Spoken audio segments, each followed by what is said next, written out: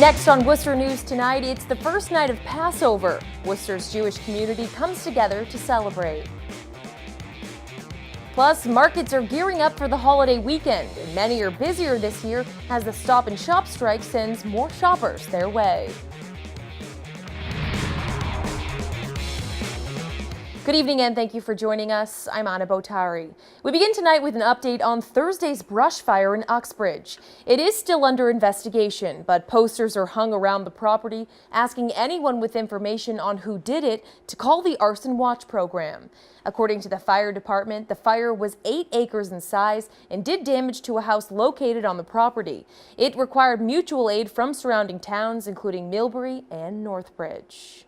Worcester City Councilor George Russell is asking the city manager to remove clear plastic recycle bags from the new Clean City program.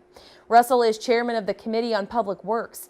He's put in a chairman's order which asks City Manager Edward Augustus to move forward with the program just without the bags. The concept of clear recycle bags was introduced as a way to stop the overflow of litter from the recycle bins. Russell says the plastic bags are something he has had an issue with for some time. The order goes in front of the council Tuesday night. Tonight marks night 1 in the Jewish festival of Passover. The next 8 days will commemorate the Israelites and their eventual liberation from ancient Egypt. Earlier this evening, the Jewish community in the city observed the first of 2 ritual feasts. Our Cam Jandro joins us now live with more. Cam? Anna, for some, Passover is a step into a happier season. The springtime is a representation of not only rebirth, but fresh starts. The 8-day celebration of Passover began just after sunset Friday night. Symbolically, it also is a time when we're reminded to overcome any present-day obstacles or challenges that we're having, to liberate ourselves. Members of Worcester's Jewish community met at the city's historical museum for the Seder, a ritual feast which involves the retelling of the Israelites' liberation from slavery in ancient Egypt. And each part of that dinner coincides with the telling of the story of Exodus, the story of Moses, and the story again of the Israelites. During the holiday, participants will refrain from eating anything with leavened bread in it. Bread rises, which is believed to represent ego. Therefore, it is not allowed. During the Seder, bitter herbs are eaten to commemorate the bitter slavery endured by the Israelites. Enjoying it with friends and family, and that's really what the message of Passover is all about, continuing to tell this amazing story that really is at the core of what it means to be Jewish. Now, the second and final Seder will take place tomorrow. Passover runs through April 27th. Anna. Thanks, Cam. Well, Christians worldwide are observing Good Friday today. In Worcester, hundreds gathered at St. John's Church for the Stations of the Cross. The crowd walked the streets of Worcester to reenact the suffering Christians believed Jesus endured for the forgiveness of all sins. Bishop Robert McManus says Good Friday is an important day in the Catholic faith, and it's great to see Worcester come together every year. It's just a tremendous day of reflection, thinking about our own sinfulness, how Christ has gone to the cross and raised from the dead for our salvation. And so it's a rather meditative, somber, but important day in the life of the church. And we probably, in the course of the afternoon, will have, in the course of the 14 stations, there'll be 500 people in the procession. So it's a great sign of their faith. Joseph Cujo was among the hundreds walking the Stations of the Cross. He's been a member of St. John's Church for 5 years after moving here from Ghana. He says Good Friday means a lot to him. Now that he sacrificed his life for us, it's for us to receive him, and we will be glorified. This shows the unity and understanding of Christ. It's been about 2,000 years, and we still follow this tradition. And this tradition means a lot to us because we know it's the truth. McManus says Friday and Saturday are known as somber days in the Catholic faith until Easter Sunday celebrates Jesus' resurrection. It's Easter weekend, which means big crowds for a West Boylston candy store. Easter is the busiest holiday for Parker's Candy Store. The Easter Bunny even made a special appearance today.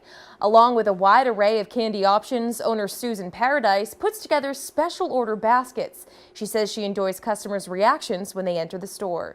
Candy store, so they always come in, like the little kids are always surprised, and it's good. Paradise says the most popular candies are usually Peeps, jelly beans, and chocolate.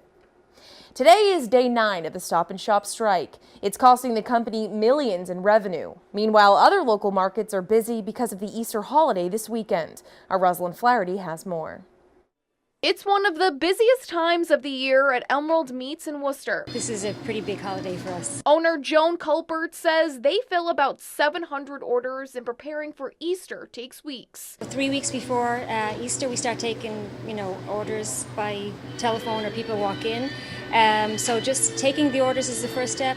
Pre-ordering everything. This year, they've seen even more people coming in because of the Stop and Shop strike. We did get phone calls asking, did we sell Boar's Head Deli? So at first we didn't notice, and then we were getting, more calls, and then we kind of put 2 and 2 together. It's day 9 of the strike. Grafton Street worker Tammy Clark says she can't believe it has lasted this long. They would have ended this a long time ago. They could have ended this. This could have ended. None of us want to be out here. They choose to keep us out here. They're choosing to have the customers go elsewhere for their holiday dinner. She says the deli isn't even open inside the supermarket. It shows you how much they're valuing the customers as much as they value us. An emotional Clark says she's worked at the store for 15 years and raised 3 children with the income from the job. She plans on striking on Easter Sunday, but doesn't know what the future holds. Do I go apply for food stamps? Do I take it from people that, can't work? I'm quite capable of working. They're just choosing to not let me. Stop and Shop says negotiations are continuing and say their primary goal remains to get employees back to work with a contract that has pay increases, health benefits, and pension contributions. In Worcester, Rosalind Flaherty, Worcester News Tonight. Table Talk Pies brought home a lot of blue ribbons after a competition over the weekend. The famous Worcester-based pie company won 8 first-place ribbons from the American Pie Council competition. Among the winners, the 9-inch blueberry, 5-inch chocolate coconut, and the 4-inch apple. A monument from a cemetery in Hubbardston was missing for more than 70 years, but not anymore. The Historical Commission says it was found in a resident's yard, and no one knows exactly how it got there. Our Chandler Walsh explains. The Hubbardston Historical Commission is trying to figure out how a monument from the 1800s ended up in the backyard of a Main Street home. There is a rumor that a Halloween prank, it was stolen and left on the town common. Chairman Gary Kangas says the marble monument is a grave marker for the Earl family. It has names on 3 sides, and the earliest date is 1829. The property owner, he said the previous owner found this way out in the woods here and was dragged in the backyard, and it was here when he bought the house. James Jackson has lived in town for more than 40 years and says this isn't the first time monuments have been taken or needed to be replaced. That Civil War one, when we moved to town, had heard the story of the brass eagle. That at one time it was a brass or bronze eagle that adorned the top. And that too, at some point, I don't know exactly when, but it was taken as supposed prank. Lou Gagney has found all kinds of pieces of Hubbardston history with his metal detector. I do it all the time, everywhere, anywhere that I can to dig up anything historical. He says the area is full of artifacts, and he's glad the town now knows about the monument. Kangas says the original was replaced after it went missing from Forest Hill Cemetery decades ago. A lot of vandals in cemeteries these days, and even people steal gravestones and use them for coffee tables. I've heard of that kind of accounts. The original monument is missing an urn from the top.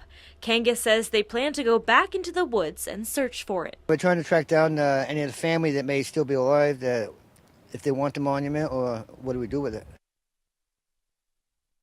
That was our Chandler Walsh reporting. Well, Democrats are using their subpoena power to demand the unredacted Mueller report while debating among themselves how far to push their own investigations. The White House is claiming total exoneration, downplaying the many questions raised by the report. While Mueller did not accuse President Donald Trump of any criminal wrongdoing, the report details repeated attempts to impede the investigation. For some Democrats, it's renewing the talks of impeachment. Because this is what we got. This is a big part of what the American people got, and we deserve more. We deserve the full report. We certainly need to continue the investigative work to determine, are there other ways this president is compromised, or are there other offenses that rise to the level of removal from office? Trump tweeting in response Friday, saying the statements in the report are fake. He goes on to say this was an illegally started hoax that never should have happened. Here in central Massachusetts, a political science professor is saying it may be too early to call for the president's impeachment. She says it would be difficult to get the numbers to remove the president from office. Our Olivia Lemon has the story.